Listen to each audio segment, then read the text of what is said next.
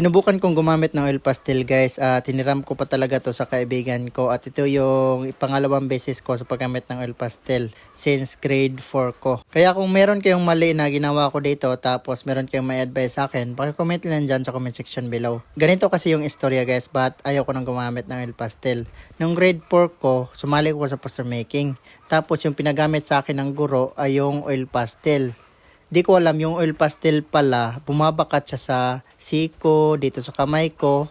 Tapos sobrang messy niya talaga guys. Minsan umabot pa nga sa mukha ko para akong pinahira ng uling. Di ko napansin noon na sobrang dami na palang oil pastel dito sa bandang siko ko. Pag magawa ko ng poster making dati minsan pumapatong pa ako sa mesa para kulayan yung mga poster making piece ko. So yun, dumidikit sa part na hindi ko pa nakulayan. At pag tinry ko siyang burahin, imbes na mawala, lumalawak pa siya kasi parang na-smudge siya Yung poster making entry ko nun, para siyang painting na hindi pa siya natuyo tapos sinigaan ng malikot na aso.